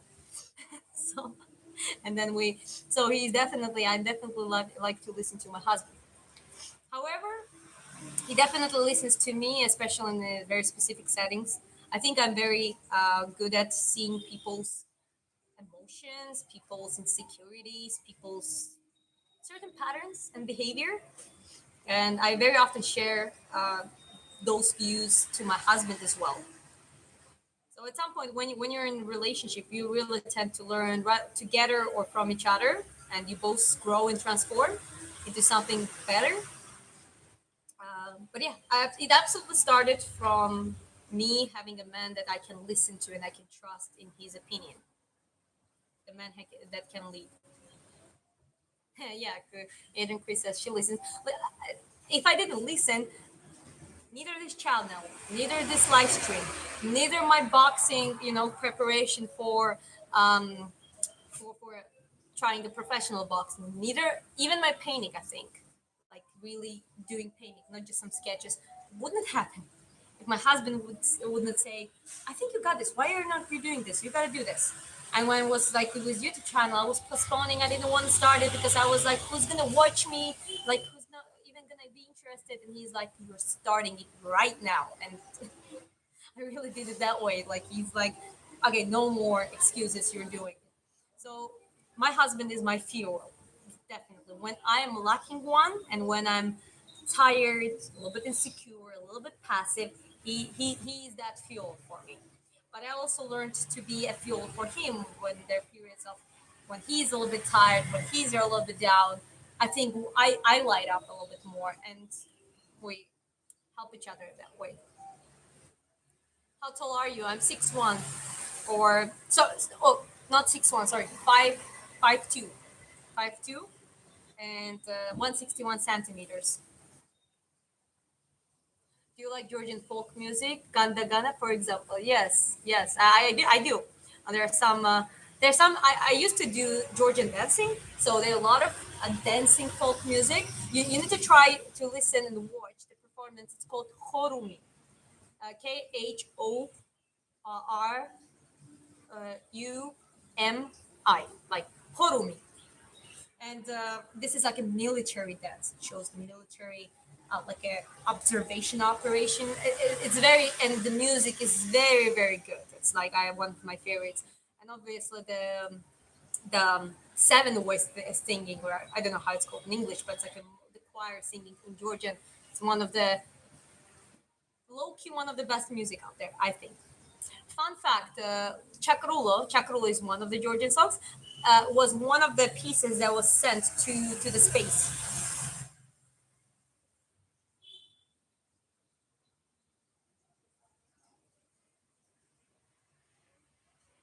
It's okay. We love tall ladies. I'm not tall. No, no. I'm short. 5'2". I'm short lady. 6'1" would be crazy. I met some women that are 6'1", and I think it's harder for them because they're like, unless there is a taller man like above that. I had a classmate who her mom was 6'1" and her father was like 6'5". They were the tallest parents. Like when they would come together always at the school at class meetings, and like every parent like would look at them like this. So yeah, it's for tall ladies, it's tougher, I think. How to train boxing as the beginner, basics, start from basics and slow down. Do it slowly, enjoy the process, and gradually delve into it. I bet you would defeat me in kickboxing. Not necessarily kickboxing. I know how to do the leg kicks. I don't, but that my shins are soft as hell. So boxing, there is always a chance of someone outboxing you. That's kind of normal because that depends on skill and experience in a lot of places. Okay, guys. Well, I gotta wrap it up now. Thank you very much. It was interesting conversation. Just remember, that doesn't matter who you are, where you come from. Accept your nature. Identify your strengths and weaknesses. Learn how to work around it. Become something that others don't dare to do, and develop those traits: common sense, patience, critical thinking, observation, nuanced thinking, discipline in your life, and try to expand your community with the like-minded people. We got to do that. Thank you very much, and well, I hope to see you soon in my another live stream, which is all about